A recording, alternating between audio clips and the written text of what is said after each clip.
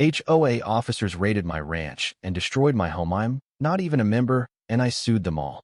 The sun was barely cresting over the rolling hills of Karen, Wyoming, when I heard the first rumble of tires on my gravel driveway. My ranch, a sprawling 40 acres of sagebrush and dreams, had been my sanctuary for a decade. I'd left the city's clamor for the open skies, the scent of pine, and the quiet hum of my own thoughts. My name's Clara Hensley, and I'm a painter, not the fancy gallery kind, but the sort who slaps colors on canvas to make sense of the world. That morning, I was sipping coffee, my easel set up on the porch, capturing the way dawn bled gold into the horizon. I had no idea my world was about to be turned upside down. The vehicle's 3 pristine SUVs, gleaming like they'd been polished by ambition, rolled up with a purpose I didn't yet understand. Out stepped 5 people, all wearing matching navy blazers with Karen Hills HOA embroidered in gold. I didn't know much about the Homeowners Association, except that they governed the gated community a mile down the road, where manicured lawns and identical mailboxes screamed conformity. My ranch, not part of their jurisdiction, never had been. My land was free, bought outright from an old cattle rancher who'd laughed at the idea of HOAs. So when a woman with a clipboard and a smile sharper than a razor stepped forward, I figured this was a mistake. "Ms. Hensley," she said, her voice dripping with the kind of politeness that feels like a prelude to a fight. "I'm Marjorie Platt, president of the Karen Hills HOA. We've received complaints about your property." I set my coffee down, the mug still warm in my hands. "Complaints? I'm not in your HOA. My land's independent." Her smile didn't budge, but her eyes narrowed. "That's what we're here to discuss. Your aesthetic choices are impacting property values. The rusted windmill, the wildflowers." She glanced at my porch, where a half-finished canvas leaned against a chair. "Clutter. It's unsightly." I laughed. Couldn't help it.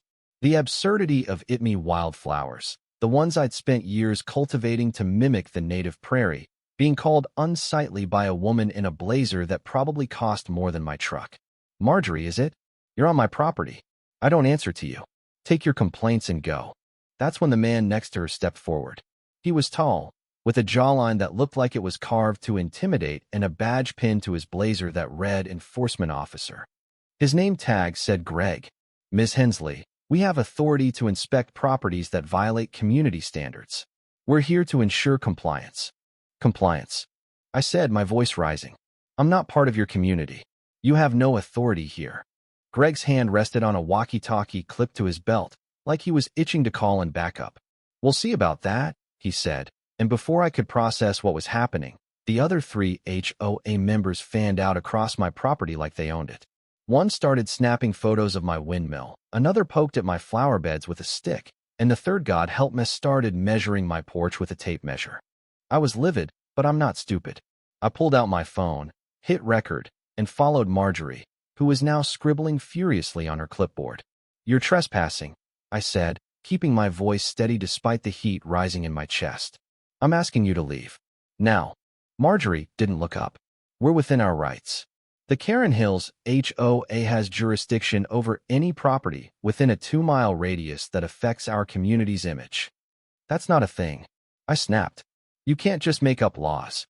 She finally met my eyes, and there was something cold there, something that told me this wasn't about wildflowers or windmills. This was personal. "You'd be surprised what we can do," she said, and then she waved to Greg. "Start the cleanup." "Cleanup?"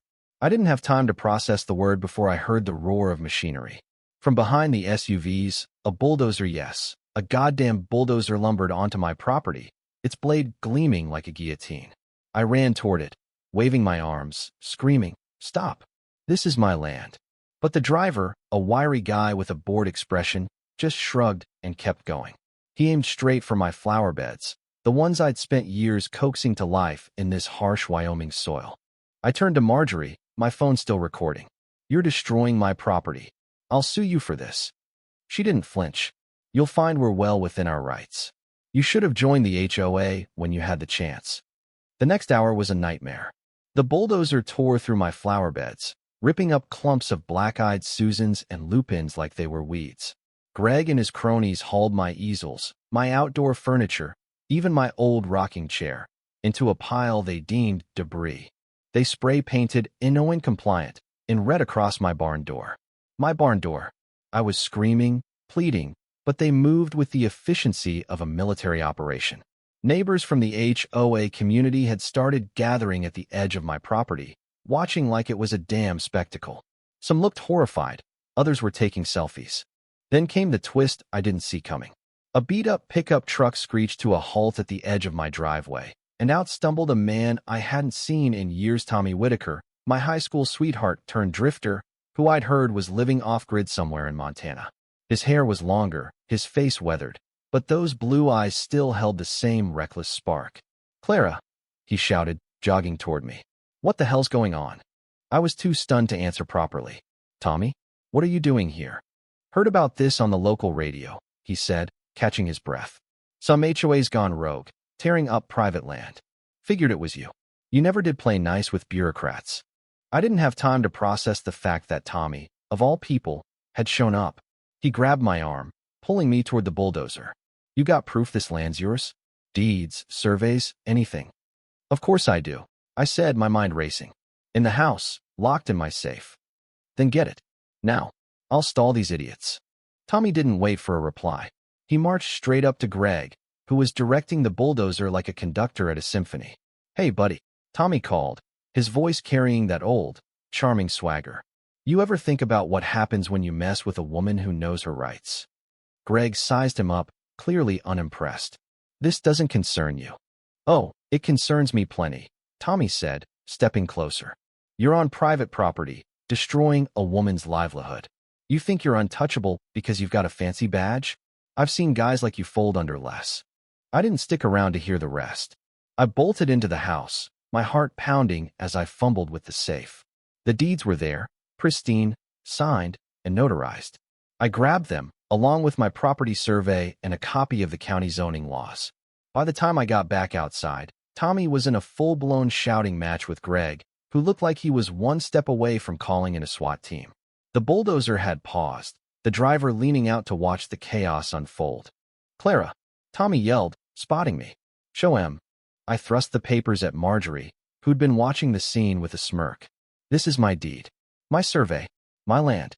You have no jurisdiction here. Get off my property, or I'm calling the sheriff." Marjorie's smirk faltered as she scanned the documents. For a moment, I thought I'd won. But then she handed them back and said, "These mean nothing. Our charter supersedes local zoning. You're in violation, and we're authorized to act." "That's bullshit," Tommy snapped, stepping between us. "You're making this up as you go." Marjorie ignored him, signaling to Greg. "Finish it." The bulldozer roared back to life, and I watched, helpless, as it tore into the side of my barn. The wood splintered, the red paint flaking like blood. My canvases, stored inside, were crushed under the debris. I felt like I was watching my soul being bulldozed. Tommy grabbed my hand, his grip tight. "We're not done, Clara. We'll fight this." The HOA didn't stop until my front yard was a wasteland. The flower beds were gone, the barn half collapsed, my porch stripped bare. Marjorie handed me a citation $10,000 for noncompliance, and then they left, their SUVs kicking up dust as they drove away. The neighbors dispersed, some whispering apologies, others avoiding my eyes. Tommy stayed, his arm around my shoulders as I stared at the wreckage. "I'm suing them," I said, my voice shaking but resolute. "Every last one of them." Tommy grinned, that old reckless spark flaring. "That's my girl. Let's burn their world down." The next morning, I called my lawyer, Sarah Nguyen, a pit bull in a pantsuit who'd once gotten me out of a contract dispute with an art gallery. She was furious when she saw the damage. "This is trespassing, vandalism, and abuse of power," she said, pacing my ruined porch. "We're not just suing the HOA, we're going after Marjorie and Greg personally. And we're filing a criminal complaint." Tommy, who'd crashed on my couch after refusing to leave, chimed in. "You think they've done this before? Bet they've got a trail of victims." Sarah's eyes lit up. "Good point. If we can find others, we've got a class action suit." Over the next week, I threw myself into the fight. Sarah dug into the HOA's charter, which, surprise, surprise, didn't give them jurisdiction over non-members. Marjorie had been bluffing, banking on intimidation to get her way. Tommy, meanwhile, turned out to be more than a charming drifter. He'd spent years working with a legal aid group in Montana, helping ranchers fight corporate land grabs. He knew how to dig up dirt, and he found plenty. Turns out, Marjorie had a history of strong-arming property owners, using the HOA's funds to bankroll her vendettas. Greg, her enforcer, had a rap sheet for assault that the HOA had conveniently ignored. But the real bombshell came from an unexpected source. One evening, as Tommy and I were sifting through HOA meeting minutes he'd borrowed from a sympathetic neighbor, a woman showed up at my door. She was small, nervous, clutching a manila envelope. "I'm Ellen," she said, her voice barely above a whisper. "I used to be the HOA's treasurer. I have something you need to see." She handed me the envelope, her hands trembling. Inside were financial records proof that Marjorie had been siphoning HOA funds for personal use, including paying for the bulldozer that wrecked my ranch. Ellen had been fired when she questioned the expenses, and she'd kept copies as insurance. "I didn't know they'd go this far," she said, tears in her eyes. "I thought they were just strict. But this is evil." Her words hit me hard. I'd been so focused on my own loss.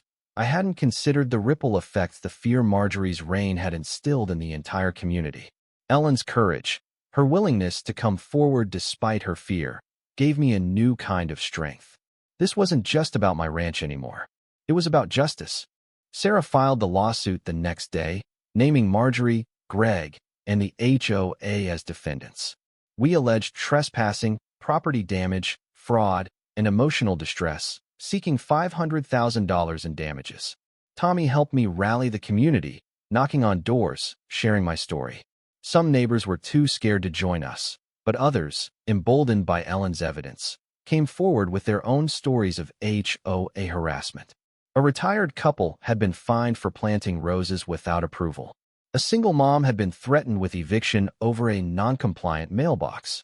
The HOA's reign of terror was unraveling. As the case gained traction, the local news picked it up.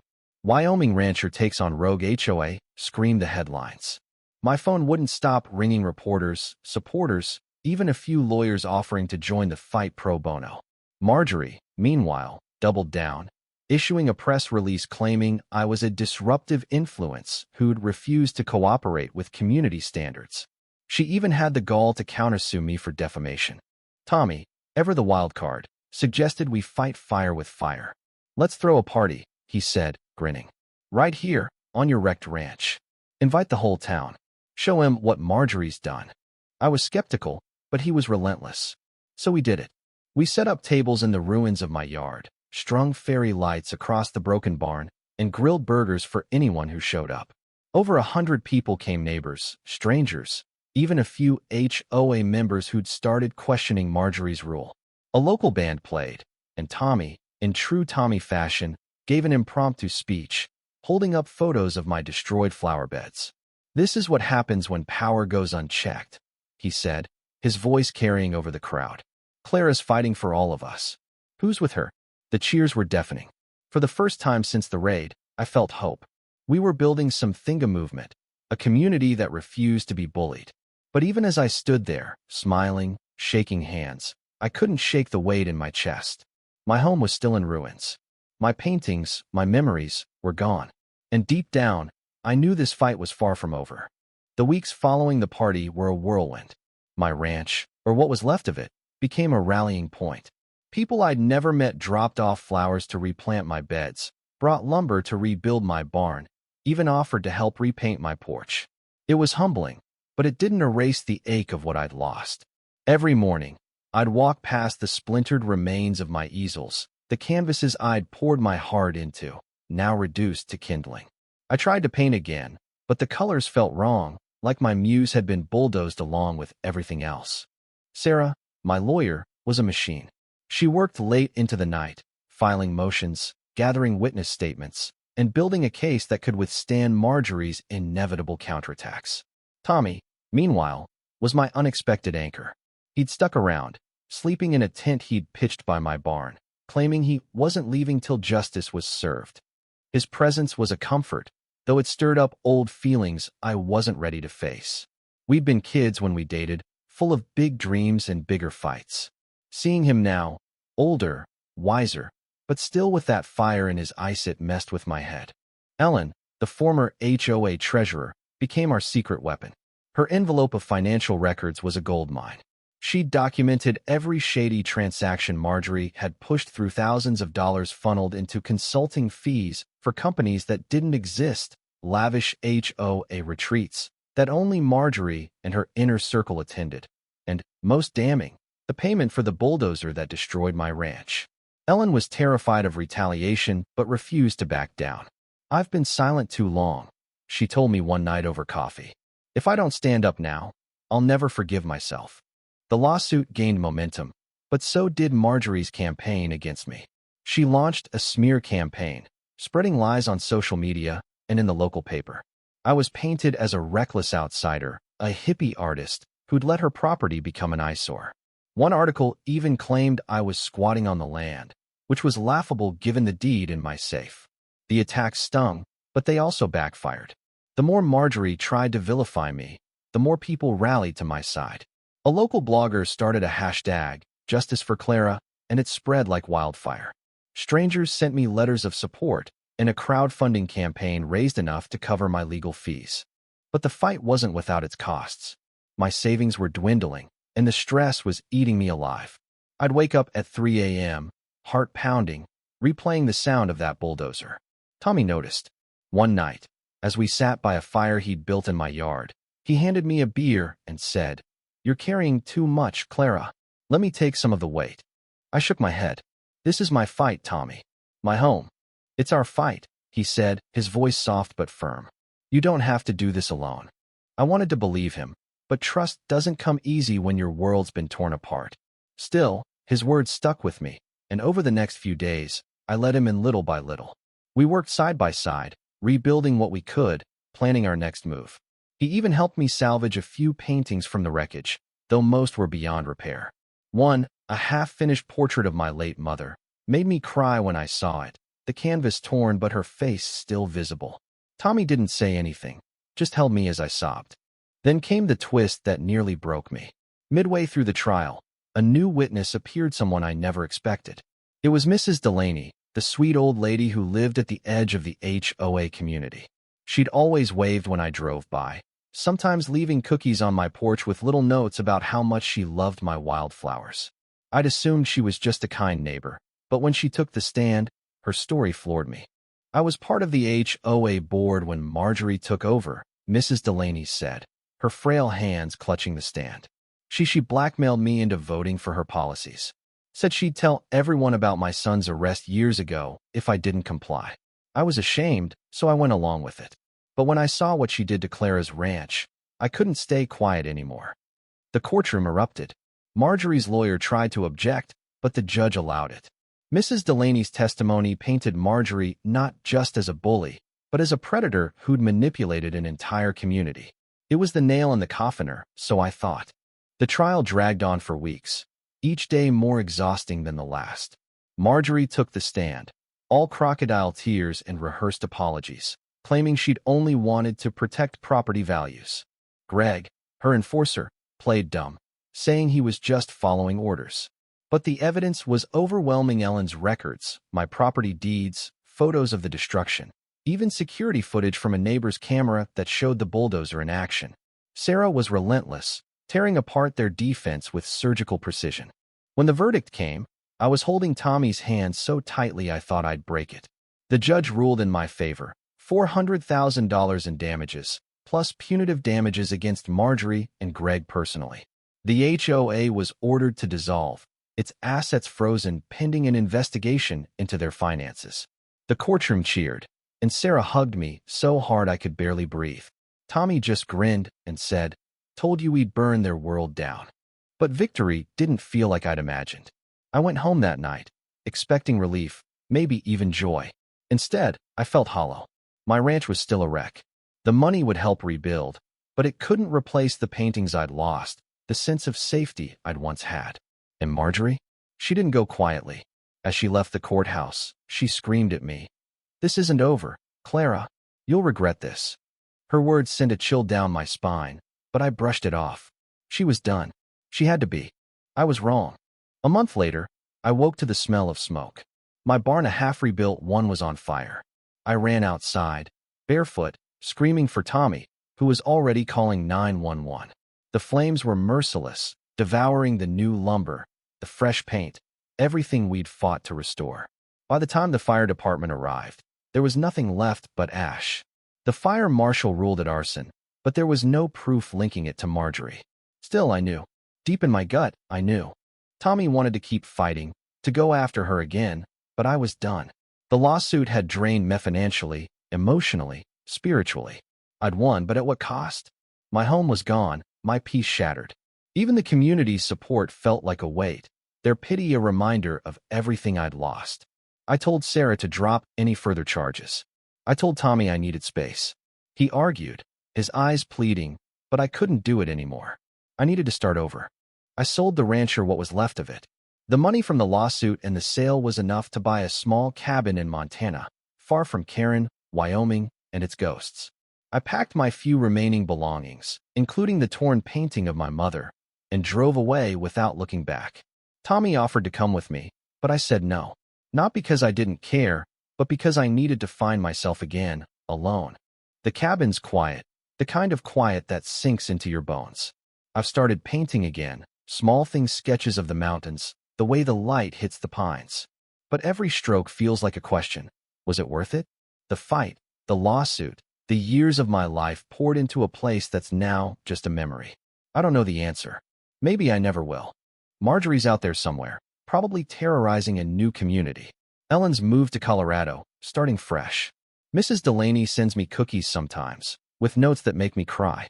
And Tommy, he writes every week, long letters about his adventures, always ending with, "When you're ready, Clara, I'm here." I haven't written back, but I keep his letters in a drawer next to my mother's painting. The world keeps turning, but some wounds don't heal. They just scar over, a reminder of what you've survived. I fought for my home, for my rights, for justice. I won, but I lost everything that mattered. That's the bitter truth of it. And maybe that's the point. Not every victory feels like one. What do you think? Was I right to fight, to sue, to stand my ground? Or should I have walked away sooner, spared myself the heartbreak? Share your thoughts. I'd love to hear where you stand on the line between justice and letting go.